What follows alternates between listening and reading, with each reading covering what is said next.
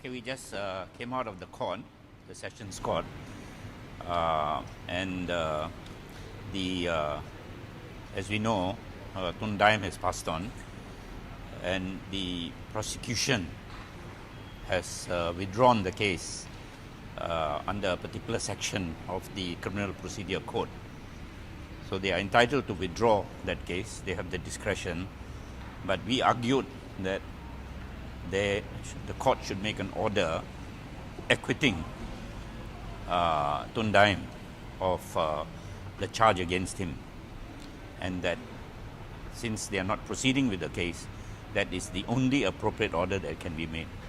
And we urge the court to give that order because we cannot have a charge hanging over a person which is not resolved, right? Because it will continue to plague, especially the family, that he was charged and there was no outcome of the charge. So we asked the court to give a discharge and an acquittal, and the court has agreed.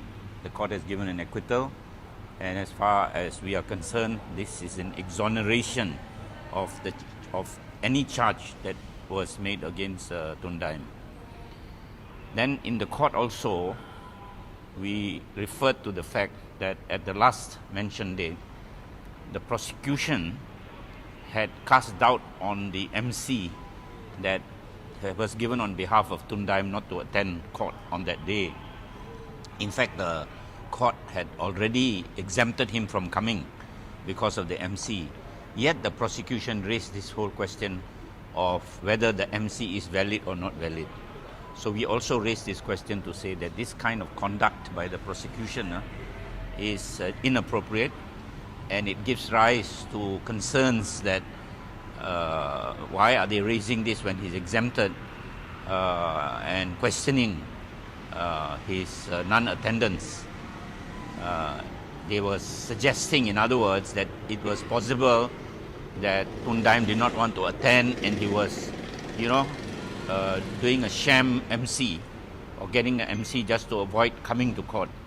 But the court had already exempted him from coming. So today we raised the fact that this kind of allegations made by the prosecution are inappropriate, should not have been made, and that we hope that the prosecution will proceed properly with regard to have proper ethical conduct when conducting the case like this. Otherwise, people will begin to think, because they make an application which is so frivolous, right? And then they publicize it in the press. It gives the impression as though Tun Daim was avoiding coming purposely, right? Whereas in fact, the reality is that MC was real. He was in hospital and he died. So that we hope that this realization by the prosecution that they should not raise this kind of allegations, and the death of Tun Daim shows very clearly that it was a real MC. It was not an MC that was contrived, that was not in accordance with the form, and so on and so forth. So that's all we have to say. Any questions? January 15th. Oh, January, yes. So now they have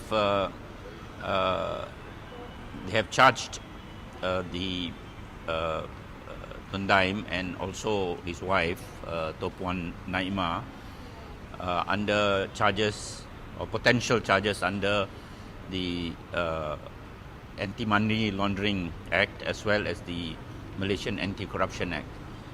So we have raised certain provisions in those acts as being unconstitutional, and we want this court to refer this matter to the High Court, which can then refer the matter to the Federal Court as to the constitutionality of some of these provisions.